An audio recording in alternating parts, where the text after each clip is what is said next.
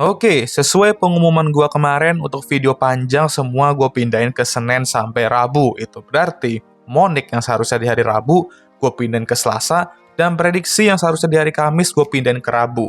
Nah, karena hari ini sudah hari Selasa, saatnya gue bahas momen-momen ikonik, dan kali ini kita akan ke pegunungan Styria, yaitu Red Bull Ring, Austria. Jadi skuy duduk, santuy, dan ngopi bahas Monik GP Austria di Red Bull Ring menurut gua.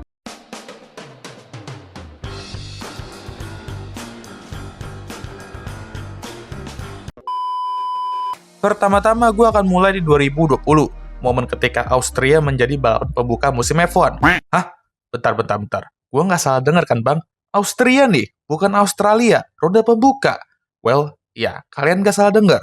Di 2020, Austria menjadi host balapan pembuka F1 dikarenakan pandemi, dan memang betul seharusnya musim itu dimulai di Australia. Tapi karena pandemi, jadinya F1 2020 dimulai pada bulan Juli di Austria. Balapannya sendiri aneh karena nggak ada penonton, podiumnya juga agak unik saat itu, di tracknya langsung ya.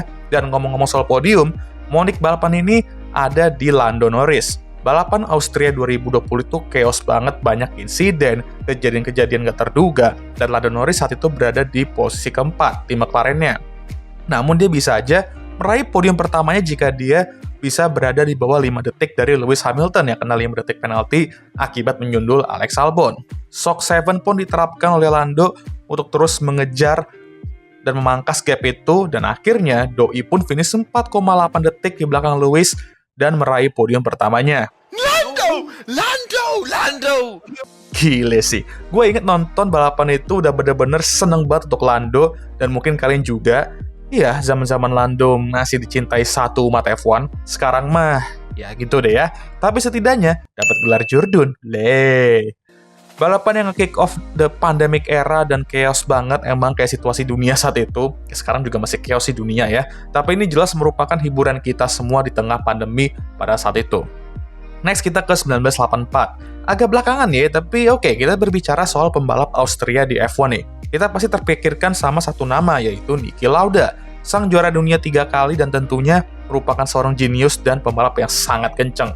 Di balapan itu, Niki Lauda start dari posisi keempat di McLaren-nya. Saat rekan timnya crash, Niki pun naik posisi dan nyalip rival-rival di depannya setelah itu. Habis itu, dia menang dengan mudah kan, kata Miguel, Bang. Dan Miguel setuai kembali. Mudah pale loh, ada masalah gearbox beliau kemudian dan kehilangan beberapa gigi. Dan sempat ingin masuk ke pit, tapi kemudian gigi yang hilang itu telah kembali. Dan ini lucu juga nih, ketika Niki Lauda melihat jalur pit yang panjang itu, beliau pun langsung ngomong, "Nope, males, mending gue tetap balapan."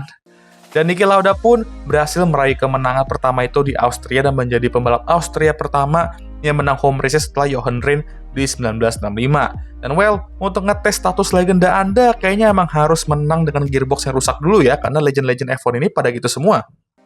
Kita maju agak jauh kali ini ke 2019. Balapan di mana angkatan 97 menunjukkan ke dunia F1 sebesar apa skill dan talenta mereka. Charles Leclerc di Ferrari-nya start dari pole, sementara Max Verstappen di Red Bull-nya start di posisi kedua, front row. Saat start, Max menjalani start bapuk karena anti-stall, kayak balapan mana tuh, dan terpental dari top 5 kalau nggak salah turun ke posisi ke-8. Tapi itu nggak membuat Max Verstappen down, dia tetap kenceng, menyalip rivalnya satu persatu, sampai di akhir balapan, dia dipertemukan oleh rivalnya dari kecil, yaitu Charles Leclerc, sama-sama angkatan 97, yang memimpin balapan itu ya hampir sepanjang race itu lah ya. Pada lap 68, Max mencoba menyalip Charles di turn 3, tapi belum berhasil. Dicoba lagi di lap berikutnya, dan dia dive bomb di sisi dalam di tikungannya sama, dan mendorong Charles Leclerc sedikit sampai keduanya bersentuhan dan Charles harus keluar track. Max pun memimpin, dan para Orange Army pun menggila di sini ya, dan akhirnya meraih kemenangan pertamanya musim itu dan back-to-back win di Red Bull Ring juga. Charles tentu nggak senang dan merasa dia didorong keluar track, tapi FIA tidak memberikan penalti apapun ke Max, jadi aman ya. Dan dari sini juga yang membuat Max dan Charles hingga saat ini tidak follow di Instagram. Dan ya ikoniknya lagi, Honda yang selama ini dihujat dan dicaci karena saga Alonso di McLaren dulu pun meraih kemenangan kan di sini sebagai pemasok mesin Red Bull. Dan ya langsung nge-roast dong. Next kita balik 2 tahun di 2016. Nah, musim dimana duel Silver Arrow seperti biasa nih lagi panas-panasnya ya. Ya kayak sekarang lah ya. Lewis start dari pole dan Nico Rosberg dari posisi ke-6 karena grid penalti akibat ganti gearbox. Dan sepanjang race ini pun, mereka saling berduel di beberapa titik, tapi puncaknya ialah di akhir-akhir. Nico Rosberg memimpin dan Lewis Hamilton pun mengejarnya. Dan di last lap, Lewis pun dive bomb menuju turn 3, namun Nico langsung menutup sisi inside-nya dengan cepat, dan itu membuat mereka pun bersentuhan. Lewis sampai keluar track, dan Nico Rosberg pun mengalami fronting damage. Dan terjadi lagi ya, seolah-olah Barcelona kemarin belum cukup, langsung membuat Toto Wolff naik darah lagi di sini ya, dengan insiden tersebut.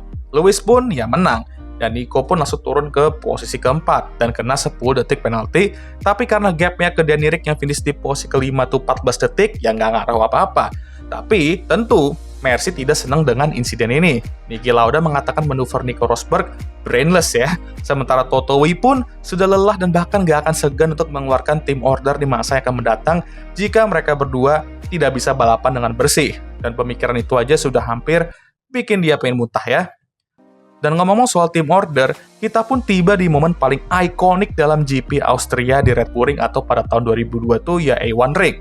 Di 2002, terjadi salah satu momen paling kontroversial dalam sejarah F1. Rubens Barrichello meraih pole di balapan itu dan hampir memimpin seluruh lap balapan itu. Intinya udah layak banget lah untuk menang di sini. Sementara Michael Schumacher, rekan timnya, persis berada di belakangnya di posisi kedua. Tapi anehnya, Ferrari menerapkan tim order di mana Rubens disuruh untuk membiarkan Michael lewat untuk kepentingan championship Michael. Anehnya, Austria ini di 2002 merupakan balapan ke-6 dari 17. Masih balapan ke-6 nih Tong, ngapain lu tim order cenah? Rubens pun menuruti permintaannya di lurusan menuju checkered flag. Dan Michael yang sebenarnya nggak setuju ada tim order, ya dia pun sebenarnya melambat, tapi alhasil dia pun ya menang. Dan tentu saja media dan para penonton tidak senang dengan momen itu. Balapan yang berakhir dengan settingan dari Ferrari.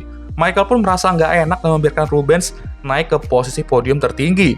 Asli ini salah satu momen terasem di F1, dan kalau kalian pikir Papaya Rules seburuk itu, tim order ini udah membuat Papaya Rules kayak malaikat, men. Race ini juga yang buat tim order di ban tahun berikutnya, walaupun ya setelah itu dihilangkan juga si ban-nya ya.